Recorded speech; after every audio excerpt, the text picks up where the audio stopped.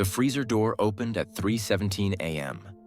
Mahmoud Al-Farsi had been a security guard at Al-Rashid Medical Center for 11 years. He knew every corridor, every locked room, every sound the building made when it settled into its graveyard shift silence. He knew the morgue check was routine. Open the door, visual sweep, close it, move on. But tonight, something was different. The smell hit him first. Not the antiseptic cold he expected. Something else. Something that made his hand freeze on the steel handle. He pulled the door wider. That's when he saw the hand, pressed against the frosted glass of freezer unit 3. From the inside, palm flat, fingers splayed, like someone had been pushing. Hard. Mahmoud's flashlight beam caught the face behind the glass.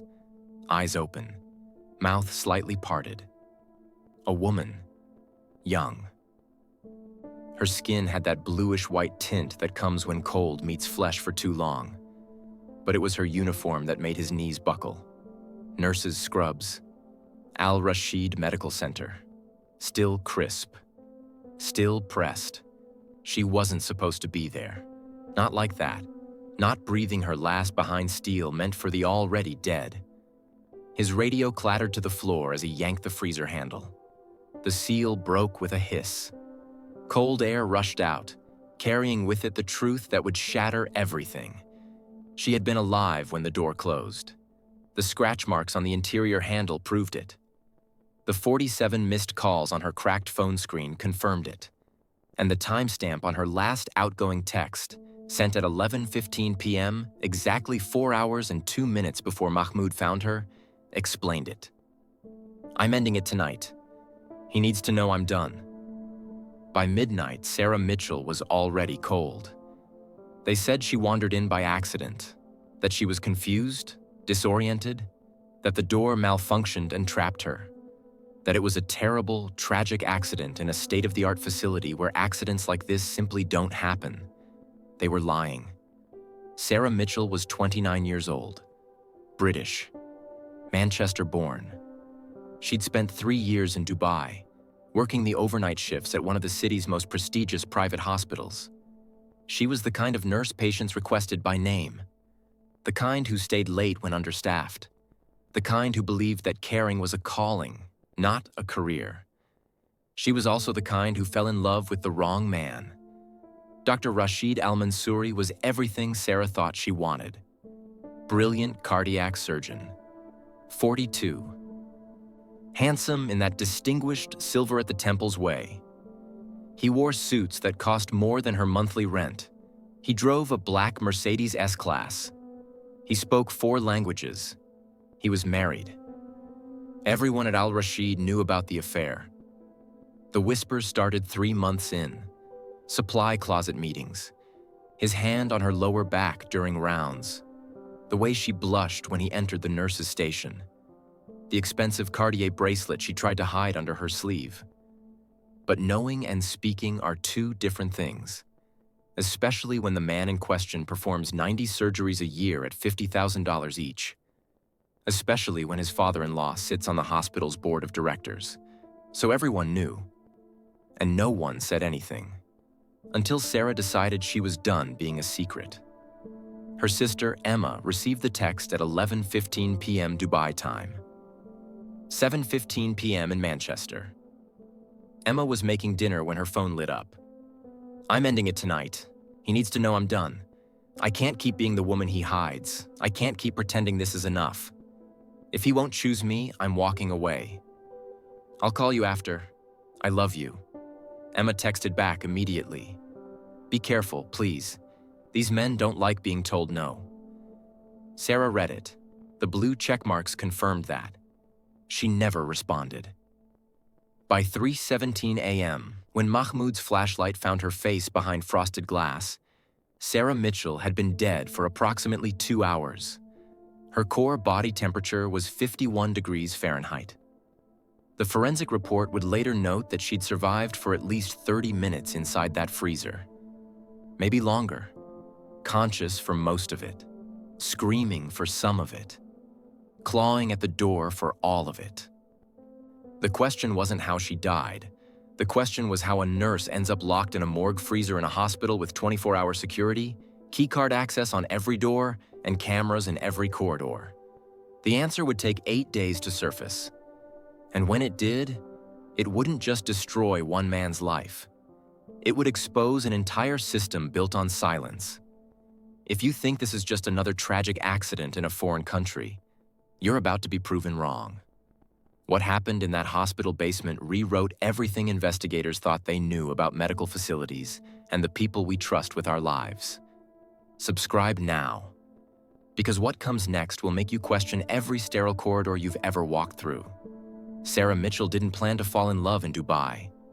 She'd come for the experience, the tax-free salary, the adventure of working in a city that rose from desert sand into a skyline of impossible ambition. Her nursing degree from Manchester Metropolitan University had been earned through night shifts and student debt. Dubai was supposed to be her reset. 3 years, save money, travel the region, return home with enough to put down a deposit on a flat. Romance wasn't on the agenda, but love doesn't ask permission. And Dr. Rashid Al-Mansouri was very, very good at making women feel seen. It started during a late-night emergency surgery. Cardiac arrest, 63-year-old British expat. Sarah was the assisting nurse. Dr. Al-Mansouri worked for 2 hours straight, his hands steady, his voice calm. When the patient's heart finally stabilized, he turned to Sarah and said, "You anticipated every move." That's rare. She'd been complimented before, but not like that. Not by him. Coffee in the doctor's lounge became routine. Then dinners at hotels where no one from the hospital would see them. Then weekends at his beach apartment in Jumeirah, the one his wife didn't know about. "She doesn't understand me," he told Sarah during their 3rd month together. "We married young, family arrangement. She has her life, I have mine. But you see me." Sarah wanted to believe him. She wanted to believe that a man who could restart a dying heart could also be brave enough to leave a loveless marriage. She wanted to believe that the Cartier bracelet meant something more than guilt. That the whispered "I love you" during stolen moments wasn't just strategy. She didn't know what she was walking into. None of them ever do. By month 6, the hospital gossip had evolved from whispers to warnings. Older nurses pulled Sarah aside. "He's done this before," they said. "You're not the first. You won't be the last. Get out while you still can." But Sarah was 26 and in love, and convinced that her situation was different. That she was different. Then his wife found the texts. Dr. Aisha Al-Mansouri was a nephrologist at the same hospital. Brilliant in her own right. Cold in the way that women become when they've spent years perfecting the art of looking the other way. She'd known about her husband's affairs. There had been others, but she'd never cared enough to confront them. Until Sarah. Because Sarah wasn't just another affair. Sarah was young, and pretty, and kind, and everything Aisha had stopped being when she realized her marriage was a transaction, not a partnership. When Aisha found the texts, she didn't cry. She didn't scream. She walked into her husband's office during his lunch break and placed the phone on his desk. "End it," she said, "or I end you." Dr. Rashid Al-Mansouri was many things, but stupid wasn't one of them. His career, his reputation, his access to his children, all of it hinged on his wife's silence. So he agreed. He told Sarah it was over during a parking garage conversation at 11 p.m. on a Tuesday. No warning, no cushion, just, "This was a mistake. I can't see you anymore." Sarah begged. She cried. She asked what changed. He wouldn't answer. But love doesn't just switch off. It festers. It curdles into something desperate. For the next 6 months, Sarah tried everything. She texted. She called. She accidentally bumped into him during shifts. She sent him photos of them together, reminders of what they'd had. She threatened to tell hospital administration, to go public, to ruin him the way he'd ruined her. That's when the accident started. The first one happened during a routine IV bag change.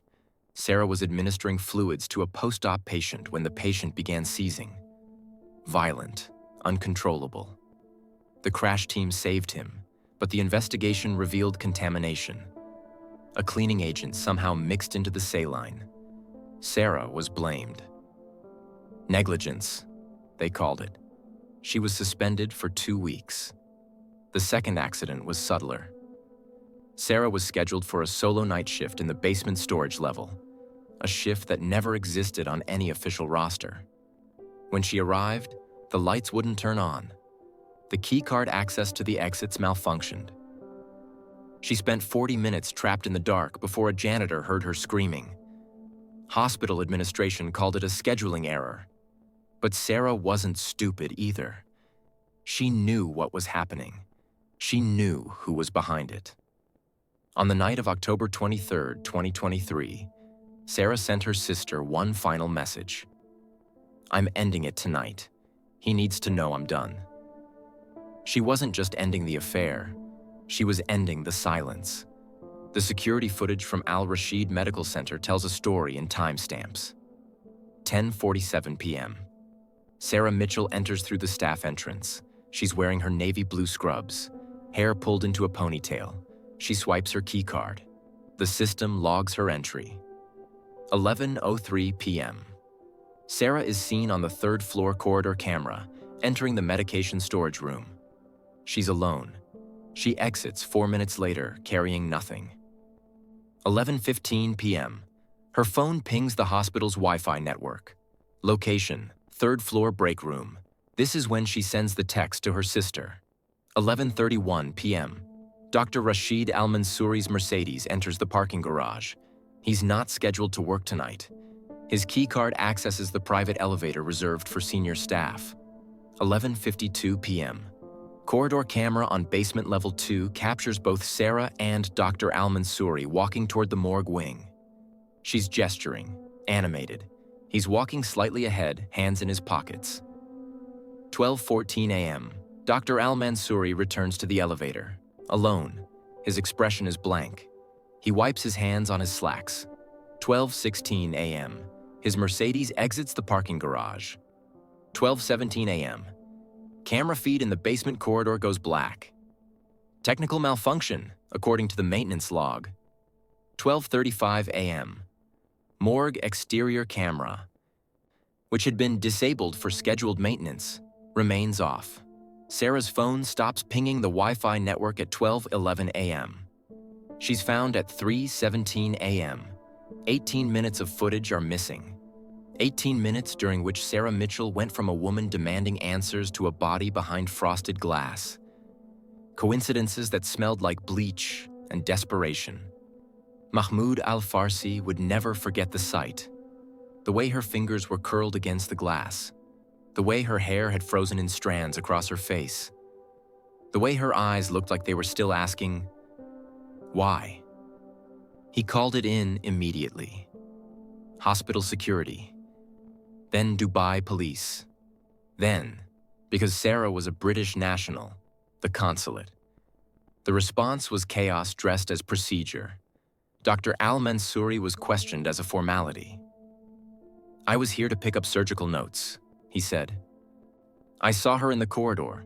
We spoke briefly. She seemed upset. I advised her to go home. I left. I don't know what happened after." He was calm, cooperative, offered to hand over his phone. Hospital administration released a statement within 6 hours. "Tragic accident. Full investigation underway. Our thoughts with the family." Sarah's body was transferred to the Dubai Forensic Institute. Cause of death: hypothermia. Time of death: between midnight and 1 a.m. No signs of struggle, no defensive wounds. Case closed. Except, Emma Mitchell wasn't accepting it.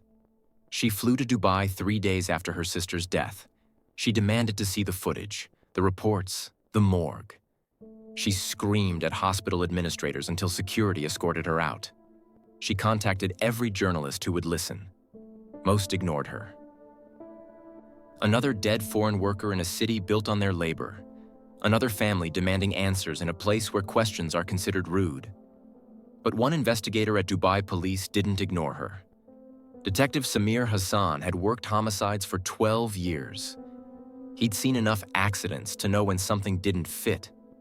And this didn't fit. A nurse doesn't just wander into a morgue freezer. Security protocols exist. Doors don't lock from the outside unless someone engages the manual override. And camera malfunctions don't happen coincidentally during the exact 18-minute window when someone dies. Hassan pulled the full security archive. He interviewed every staff member on shift that night. He obtained Sarah's phone records, her text history, her bank statements. And then he found it. The cloud backup. Sarah's phone had automatically uploaded files to her iCloud account throughout the night, including one audio file, recorded at 11:58 p.m. Duration, 4 minutes and 37 seconds. Hassan played it in his office with the door locked. Static. Then Sarah's voice, shaky but determined. "Sarah, I'm recording this. I need you to know I'm recording this." "Rashid, don't be dramatic." "Sarah, I'm not being dramatic. I'm being smart, because you've been trying to scare me for months and I'm done being scared." "Rashid, I don't know what you're talking about." "Sarah, the IV contamination, the locked storage room. You think I don't know that was you?" "Rashid." Silence, then quietly. "You're paranoid." "Sarah, I'm going to HR tomorrow. I'm telling them everything. The affair, the harassment, the threats. All of it." "Rashid, you'll ruin everything I've built, my career, my family, my life." "Sarah, you should have thought about that before you made me your secret." "Rashid." Voice drops, controlled anger. "I can't let you do that." "Sarah, then what are you going to do? Kill me?" Silence. 10 seconds. 15. "Rashid, come with me. Let's talk somewhere private." "Sarah, where?" "Rashid, basement. No one's down there this time of night. We can figure this out." Footsteps. Movement. Then the audio becomes muffled, like the phone is in a pocket. More footsteps. A door opening. The distinct hum of refrigeration units. "Sarah, why are we in the morgue?" "Rashid, because no one will interrupt us here." Rustling. Then Sarah's voice, panicked. "Sarah, what are you—" "Stop, stop." A struggle. Something crashes. Sarah screams. The scream is cut short. Muffled, like a hand over her mouth. Rashid, breathing hard. "I'm sorry, I'm so sorry, but you didn't leave me a choice." A heavy metallic sound. A door sealing. Then silence. Then faintly, Sarah's voice from inside the freezer. "Sarah, Rashid, open the door, please, Rashid." Pounding, desperate, weakening. The audio file ends at 12:03 a.m. Most people scroll past stories like Sarah's. Another woman, another foreign country, another accident that doesn't quite add up. That's exactly how powerful men kept doing this for decades, because we decided their convenience mattered more than someone's daughter dying alone in the dark. Don't be the reason the next Sarah stays silent. Don't be the person who knew and did nothing. Subscribe, because her voice deserves more than your 3 seconds of pity. Detective Hassan arrested Dr. Rashid Al-Mansouri on November 1st, 2023, 8 days after Sarah's death. The arrest was quiet. No media, no spectacle. Just 2 officers at his home at 6 a.m., handcuffs, and a car ride to the station. Dr. Al-Mansouri maintained his innocence. "She was unstable," he told investigators. "Suicidal? I tried to help her. She must have gone back to the morgue after I left. I had no idea." But the audio file destroyed that story. The autopsy was re-examined. This time, forensic pathologists found what they'd missed the first time. Faint bruising around Sarah's upper arms, consistent with being grabbed, held. A small injection site on her neck. Toxicology revealed traces of midazolam, a hospital-grade sedative. Enough to disorient. Not enough to kill, but enough to make someone compliant while you lock them in a freezer. The prosecution's case was straightforward. Dr. Al-Mansouri lured Sarah to the morgue under the pretense of talking. He sedated her. He locked her inside freezer unit 3. He left her to die. Premeditated murder. But the case became more complicated when Detective Hassan kept digging.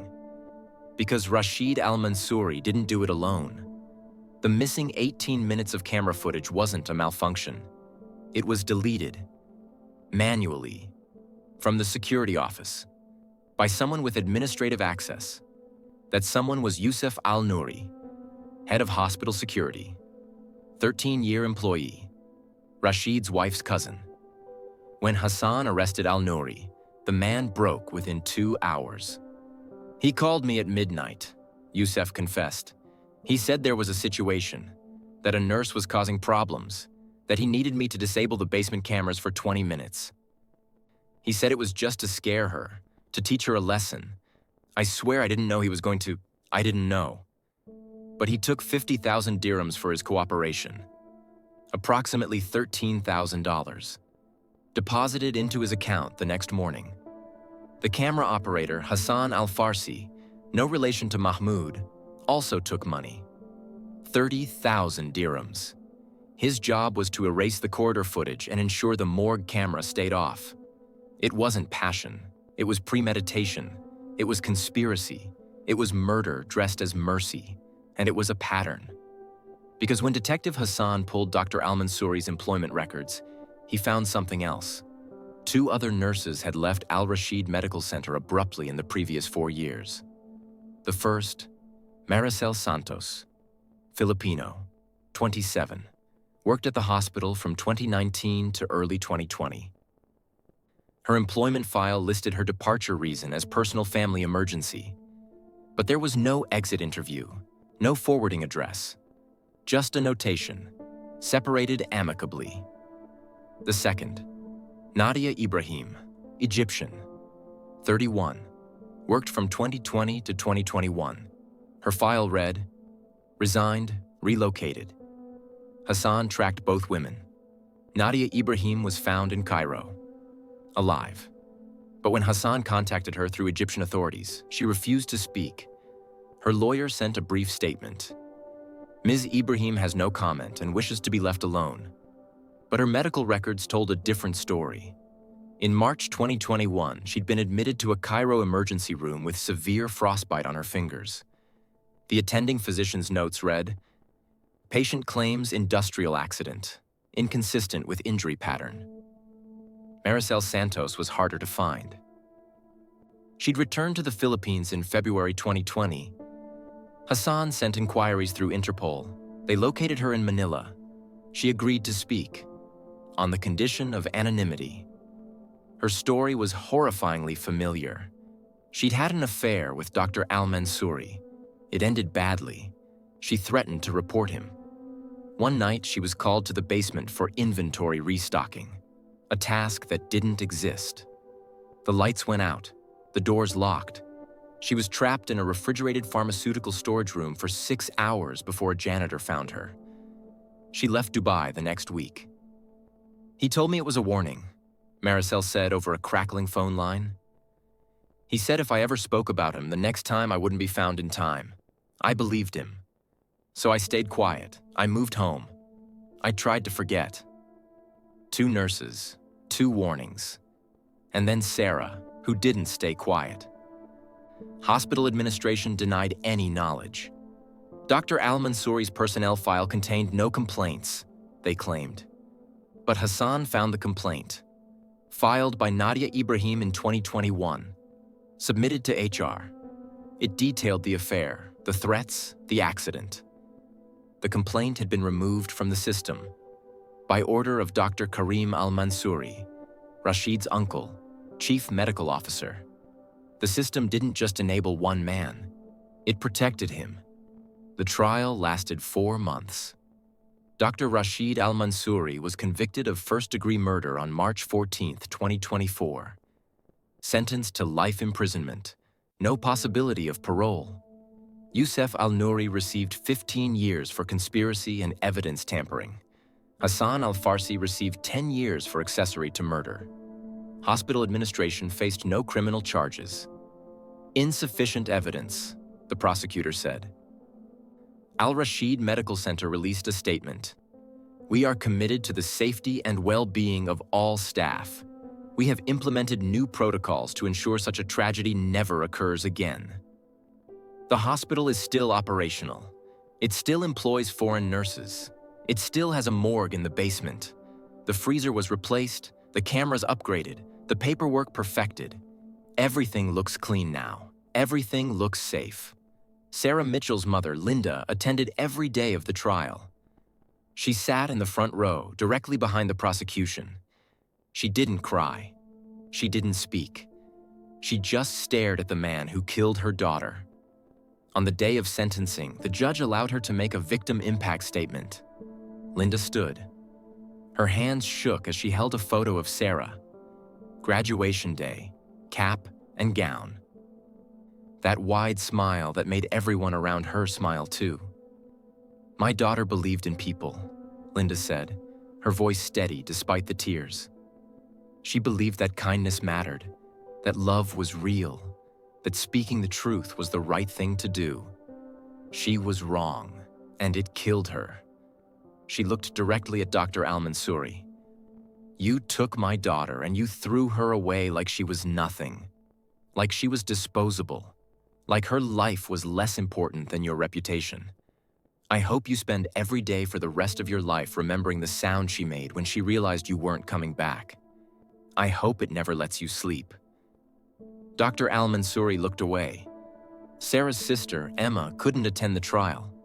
She was in Manchester seeking therapy for PTSD. She'd read the transcript of the audio recording. She'd heard her sister's final moments described in clinical detail. She'd learned that Sarah died slowly, painfully, terrified, and alone. The guilt consumed her. "I should have called someone," Emma told a BBC interview months later. "When she didn't text me back, I should have known. I should have done something. Instead, I went to bed. And while I was sleeping, my sister was freezing to death." Sarah's father, Robert, never spoke publicly about the case. He attended the funeral. He helped arrange for Sarah's body to be repatriated to the UK. And then he stopped speaking entirely. His wife says he hasn't said Sarah's name since the burial. The grief carved out something inside him that words can't fill. But Sarah's death didn't just destroy her family. It exposed a systemic rot. An independent investigation commissioned by the British consulate reviewed workplace deaths among foreign nationals in Dubai's private healthcare sector between 2015 and 2023. 127 workers died. Most were listed as accidents, natural causes, or suicide. Only 3 cases led to criminal charges. The kafala sponsorship system, which ties a worker's visa to their employer, creates an environment where reporting abuse can mean deportation, where speaking up can mean unemployment, where silence is survival. Sarah Mitchell spoke up, and it killed her. If Sarah's final moments, trapped, betrayed, begging for air in a freezer meant for corpses, shook something loose in you, don't just move on to the next video. Subscribe so her name doesn't fade into just another statistic in a country that buries foreign deaths under economic ambition. And if you won't, tell us why in the comments. Maybe silence has its reasons. Maybe you're comfortable with it. But Sarah wasn't given that choice. So ask yourself, are you? Dr. Rashid Al-Mansouri sits in a cell today. He's in Al-Awir Central Prison, 30 kilometers outside Dubai. He's separated from the general population. For his own safety, they say. Former doctors don't fare well among men who've never had the luxury of power. He claims he's innocent, that the recording was taken out of context, that Sarah was unstable, that he tried to save her. No one believes him. But the hospital where Sarah died? It just hired 40 new foreign nurses last month. The morgue freezer was replaced, the cameras upgraded, the paperwork perfected. Everything looks clean now, everything looks safe. But if you walk those basement corridors at 3 a.m., security guards say you can still hear it. A hand, pressing against frosted glass. From the inside. Sarah Mitchell was 29 years old. She believed in love. She believed in second chances. She believed that speaking up was the right thing to do. She was wrong about all three. And somewhere in Dubai tonight, another nurse is getting a text from a surgeon who says he's different, who says this time, it's real, who says she can trust him. She can't, because power doesn't just corrupt medicine, it weaponizes it. Because systems built on silence don't reform, they just find quieter ways to kill. Because Sarah Mitchell's story didn't start with her, and it didn't end with her either. There are still questions, still shadows, still files marked confidential that refuse to surface. Like what really happened to Nadia Ibrahim's complaint, like why Maricel Santos's incident was never documented, like how many other nurses walked away from that hospital with frostbite on their souls and fear in their voices. The answer is somewhere in those basement corridors, in deleted emails, in shredded HR documents, in the memories of women who chose survival over justice because those were the only two options they were given. Sarah chose differently. She recorded the truth. She uploaded it to the cloud. She made sure that even if she didn't survive, her voice would. And it did.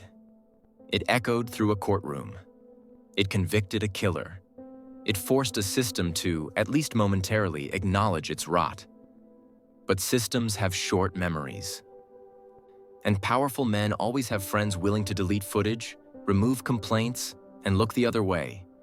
Which means somewhere in that hospital, or one like it, there's another freezer, another corridor, another woman who trusts the wrong man. And the only question that matters is, will she be heard before she's silenced? Sarah Mitchell was. Barely.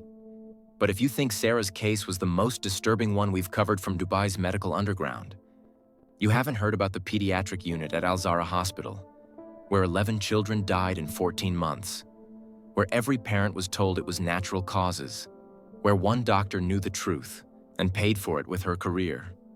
That story drops next week, and it's worse than this one.